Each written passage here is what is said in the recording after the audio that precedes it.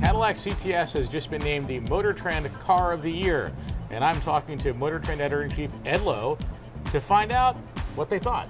The Cadillac CTS was up against cars like the Corvette, the Mercedes-Benz S-Class. How did it come out on top, given what looks like a pretty tight field this year? It was a really tight field, but the first thing we always try to make sure everyone is clear is that it's not our Car of the Year program is not a head-to-head sort of comparison test. We take every vehicle that is all new or significantly updated for the model year, the coming model year, so 2014, and we don't compare them against each other per se, because we had cars like the Corolla and the Mazda 3, and it's not really fair to compare it to the S-Class. It's actually not fair to either.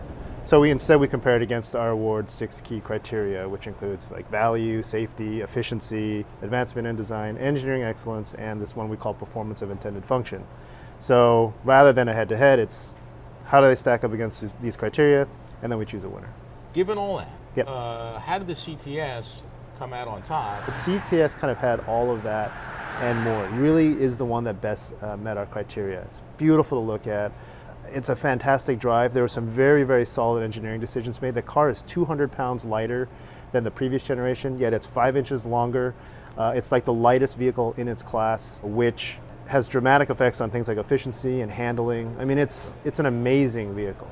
Were there any cheap cars that were really in play here? Absolutely, and that's a great question too, because we get this every year. Every time we pick a car that's maybe a sports car or on the luxury segment, we get dinged for picking expensive cars. But we've picked things like Passat and Camry and Volt in years past, and then people accuse us of being boring.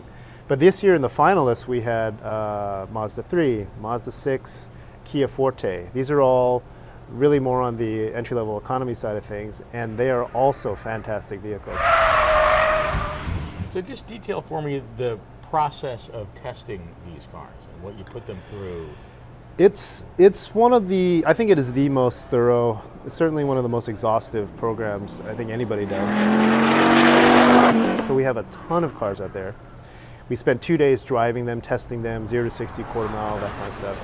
Then we make a cut to the finalists. This year we had 8 finalists. We took them on another couple days of testing, driving them on real-world road loops of about 30 miles. And then we get into a conference room and we start arguing and duking it out. It sounds like you almost can't win with your readers, like almost no matter what you pick. Yes. Is that true? Is it just like there's just no... I can't think, I've been with Motor Trend since 2007, and I really can't think of a car where, really everybody was like, well, last year was the Tesla Model S, and huge hue and cry about picking an electric car.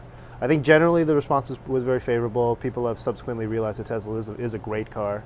But the year before, I think we picked the Passat, and that was like, oh my God. You're being boring. You're boring. Or Volt was incredibly controversial. When we picked the Chevy Volt, we got hammered by everybody. Rush Limbaugh called us out for picking it. It was insane. That's what I love about this award, is that we've been giving it since 1949. People know it. It feels like, I think it's a small bit of Americana. So everybody feels like they can weigh in on it.